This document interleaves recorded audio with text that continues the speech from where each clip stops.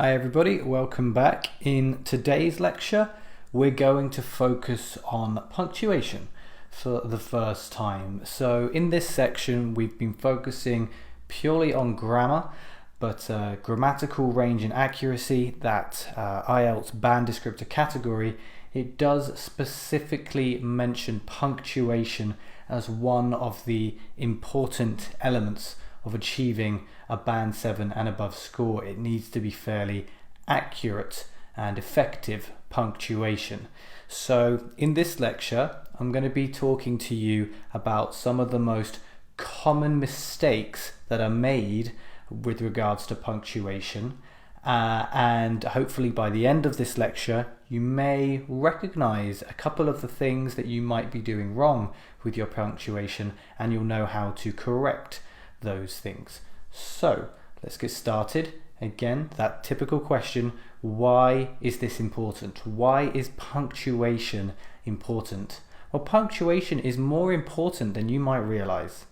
With punctuation, we can help the reader to understand how a particular sentence should be read, and we can also help to clarify meaning.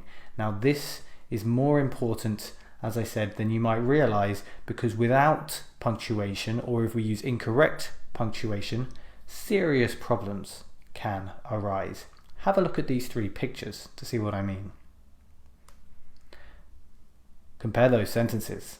Let's eat grandpa versus let's eat grandpa. Of course, you want the second sentence there. You really don't want to be eating grandpa. So that comma before you mention someone's name, that's what that's for. I like cooking my family and my pets. I really hope not. In this case, we needed commas after cooking and my family, okay? Because we're writing a list. In that place, another two commas are essential. And in this case, apostrophe usage and spelling all wrong. Your dinner versus your dinner. One leaves you nourished, the other leaves you dead. So, as it says there, correct grammar and correct punctuation saves lives. So, 3 punctuation points that I want to talk about today. Firstly, commas, then apostrophes, then capital letters. So firstly, commas. Commas in English are notoriously difficult to use. I know a lot of people struggle with them. However, there are some rules which make comma usage simpler and easier to understand and apply. For essay writing, task 2 essays, the following 4 rules are going to be the most relevant to us. Use a comma after a dependent clause that starts a sentence. Let's have a look at what that looks like. To avoid overpopulation in cities, the countryside must be developed. So the dependent clause here is to avoid overpopulation in cities. By dependent clause, we just mean that to avoid overpopulation in cities cannot exist on its own. It's dependent on another part of the sentence. It cannot exist by itself. It wouldn't make sense.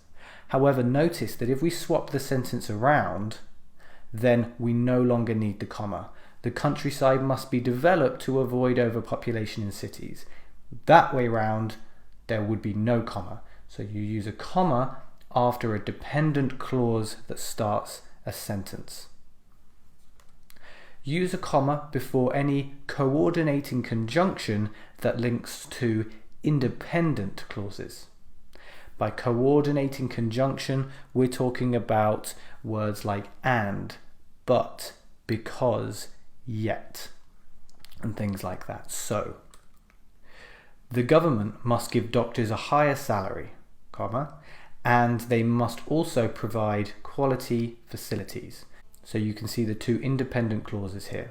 The government must give doctors a higher salary. That's an independent clause, can exist on its own. And they must also provide quality facilities. That's an independent clause. It can survive on its own. So if you're combining 2 independent clauses with a coordinating conjunction like and, make sure you use a comma before that coordinating conjunction. This is probably The least important rule. A lot of people miss this rule and it doesn't really affect the sentence, but it really can help to improve the fluency of your writing. Use commas to separate items in a list. This is probably the most common and easy to apply use of the comma. Teachers have to prepare classes, comma, mark homework, comma, and attend many meetings. Notice that there are 2 commas here rather than 1. We're going to talk about this in a moment. Let's have a look at the 4th use. Use a comma after introductory cohesive devices. So this is for expressions like, for example, to begin with, finally, as a consequence.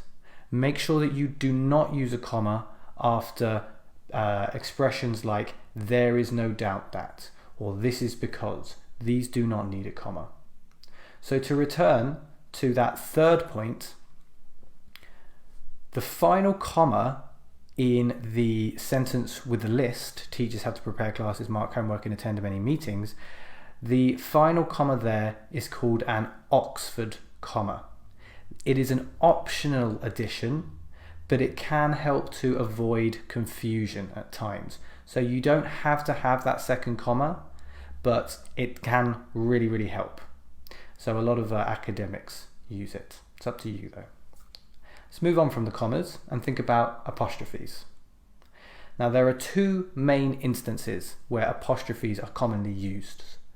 Possessives, such as Mary's pen, Mary owns the pen, it's Mary's pen, and contractions, Mary's here, Mary is here. So where we're contracting a subject and an auxiliary verb together to create one word. However, we must not use contractions in essay writing because it's very informal, so we will only focus on the former usage of apostrophes here, which is possessives. So how do we use apostrophes with possessives, and what are the common mistakes that people make? Well, for a singular noun, nice and easy, you just add an apostrophe plus s, and then you have formed the possessive. It is the government's responsibility. Government apostrophe s, nice and simple. For singular and plural nouns which end in s, only use an apostrophe, not another s. So let's have a look at some examples. Employee happiness is the boss's responsibility. Notice here that we're not choosing to add another s on the end of boss, just the apostrophe is enough.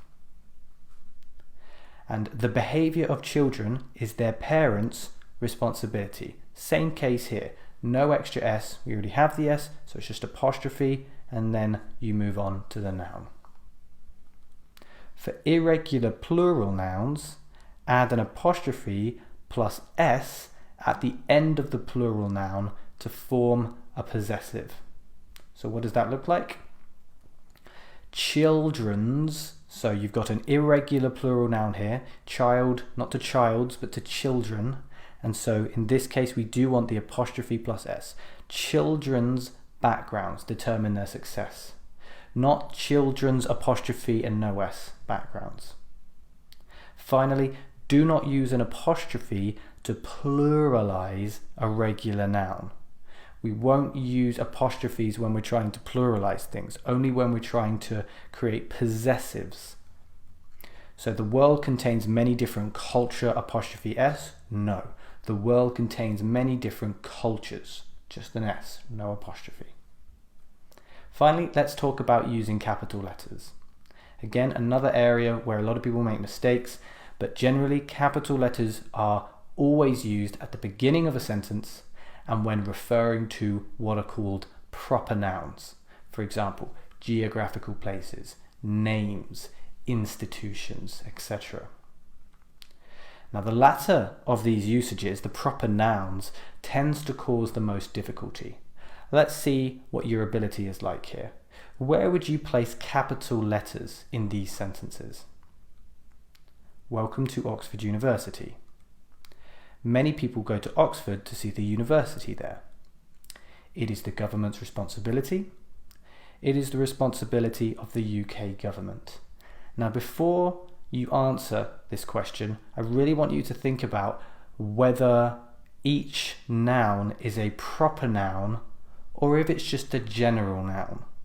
Okay, so have a go, see if you can work out where the capital letters go, and continue the video when you're ready. Hopefully you have something that looks like this. Of course, the beginning of the sentences always have capital letters, but notice the rest. Welcome to Oxford University. You can even hear it in the way that it's said. This is a proper noun, it's an actual place, it's an institution. Welcome to Oxford University, capitalizing both of those nouns there. Look at the second sentence. Many people go to Oxford, yes, Oxford, because it's a geographical place, to see the university there. The university is not capitalized because we are not talking about an institution. If we wanted to talk about it in terms of the institution, we'd need to give it its full name, which is Oxford University, and then we would capitalize that. Next sentence. It is the government's responsibility. Again, capitalizing the first letter, but we're not capitalizing government because we haven't given it the full name. But if you contrast that with the final sentence, it is the responsibility of the UK government. You've got that nice full sounding institution, and because of that we're going to capitalize the G in government as well, of course, as the UK. Finally, let's look at this all together. I'm going to give you a paragraph now, and in the paragraph there will be 11 punctuation areas. Can you find them all? So here's the paragraph. Now, I want you to read this paragraph, then pause the video, try to find as many areas as you can. As I said, there are 11 punctuation areas altogether. Then when you think you've found them all, press play and we'll see if you've got them right. Okay, let's have a look then. 1, 2, 3, 4, 5, 6, 7, 8, 9, 10, and 11. Okay, so hopefully you've got the same one. We want to firstly remove a comma, then we want to add a comma, we want to remove an apostrophe, we want to turn an uppercase letter into a lowercase letter, then remove an apostrophe, then add a comma, then capitalize the T, then add a comma after problem, then use a lowercase g in government, then remove the comma after this, then add an apostrophe after people and before S. If you got all of those right, you should have a paragraph which looks like this. And if you did so, fantastic. All of those rules that we were talking about before have been absorbed and applied to this paragraph.